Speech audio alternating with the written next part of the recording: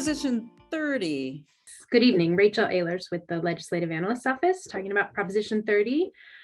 So Proposition 30, basically in a nutshell, would implement a new tax on high income earners to raise funding to use for programs related to zero emission vehicles and wildfire related activities. So specifically, beginning in January 2023, Proposition 30 would require taxpayers with incomes over $2 million to annually pay an additional tax of 1.75% on the share of their income that's over that $2 million threshold.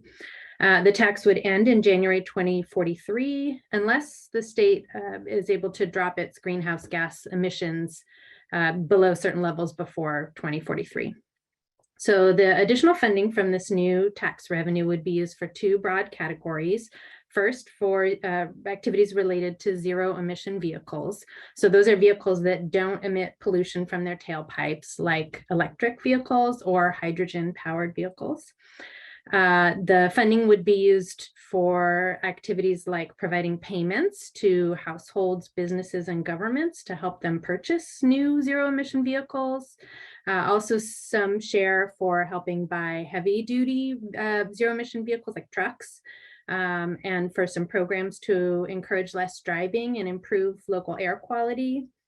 There'd also be some funding for charging infrastructure for these zero emission vehicles. So funding used to install or operate charging or fueling stations for the vehicles, both at apartment buildings, but also single family homes and at public locations as well. So of this funding for zero emission vehicles, at least half of the money is required by the proposition to be spent on projects that benefit people who live near or in heavily polluted or low income communities. So that's 80% of the new tax revenue. The other 20% the proposition would dedicate to wildfire suppression and prevention activities. So the state would have to prioritize that funding for spending on hiring, training, and retaining state firefighters, but some of the funding could be used for other wildfire response and prevention activities. So in terms of fiscal effects, we estimate that this new tax on high income taxpayers would generate between $3.5 billion and $5 billion each year, growing over time. Based on the spending requirements in Proposition 30, this would translate to between $2.8 billion and $4 billion each year for those zero emission vehicle programs. Just as a point of context, the state typically right now spends kind of in the hundreds of millions of dollars range for these programs, although the state did recently commit to spending $10 billion over 5 years for these types of zero emission vehicle activities. For the wildfire, we estimate that the new tax would generate between $700 million and $1 billion annually for those activities. Again, for a point of context, the state typically spends around $2 billion to $4 billion now, primarily for firefighting in those activities. Some other fiscal effects worth noting, we think there could be potential decrease in state and local costs for wildfire response and recovery. This would really depend on the degree to which the additional funding on wildfire activities ends up reducing the severity of future wildfires. And that's something that the degree to which that will happen is really unknown, and therefore the degree of potential savings also is unknown. There also could be a decrease in state revenues for other types of activities because some taxpayers probably would take some steps to reduce the amount of income taxes that they owe. And this could reduce existing general fund revenues from the other portions of their income tax that they pay. But again, the degree to which this might happen is unknown. And with that, I'll turn it back to you, Dr. Nelder. Thank you so much.